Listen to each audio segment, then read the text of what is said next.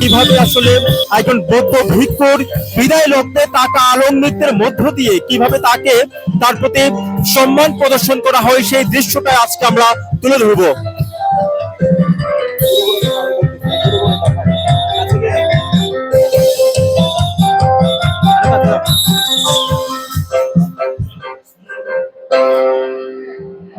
গত ২৬ এপ্রিল মূলত চেকাচারা মহাথেরো প্রয়াত হয়েছেন ১০১ বছর বয়সে। যিনি ছিলেন রামুর পুরাতন প্রাচীন যে বৌদ্ধ মন্দির আছে সেই বৌদ্ধ মন্দিরের অধ্যক্ষ। মূলত তার উদ্দেশ্যেই আজকের এই আলোক নৃত্য এবং আজকের এই বৌদ্ধ ঐতিহ্য অনুযায়ী আজকের এই আয়োজন।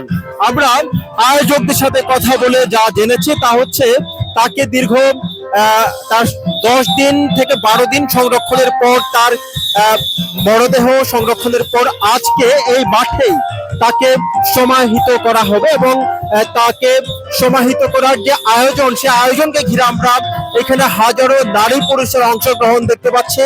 এখানে ধর্মীয় আলোচনা সভা তো রয়েছেই, পাশাপাশি সবচেয়ে বেশি আকর্ষণীয় যে বিষয়টি সেটি হচ্ছে বৌদ্ধ ভিক্ষুকে বিদায় লগ্নে তার প্রতি যে শ্রদ্ধার্ঘ্য নিবেদন সেটি হচ্ছে অত্যন্ত ঝাঁকজমকপূর্ণ অনুষ্ঠানের মধ্য দিয়ে হয়ে থাকে এবং তাই মূলত এখানে অনুষ্ঠিত হচ্ছে।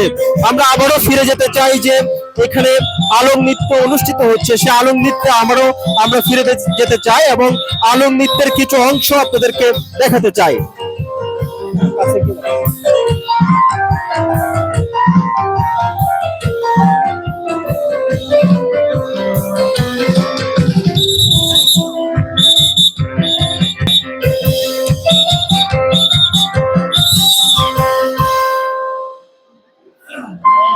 চেকাচারা মহাথেরোর ২৯টি ক্রিয়া উপলক্ষে এখানে যেহেতু উনি রাখাইন সম্প্রদায়ের একজন বৌদ্ধ ভিক্ষু ছিলেন, যদিও বৌদ্ধ ধর্মাবলম্বী এবং বৌদ্ধ পুরোহিত ছিলেন, রাখাইন সম্প্রদায়ের মানুষ ছিলেন বলেই রাখাইন নীতি অনুসারে রাখাইনদের যে ঐতিহ্য বৌদ্ধ নীতি অনুসারে সেই রাখাইনদের ঐতিহ্যের ধারাবাহিকতার আলোকে এই বৌদ্ধ ভিক্ষুকে বিদায় লগ্নে ঠিক যেভাবে নাচে গানে এবং আলোক নৃত্যের মধ্য দিয়ে ঠিক যেভাবে সম্মান প্রদর্শন করা হয়ে থাকে সেই আয়োজনটি আজকে আমরা এখানে অনুষ্ঠিত হতে দেখতে পাচ্ছি।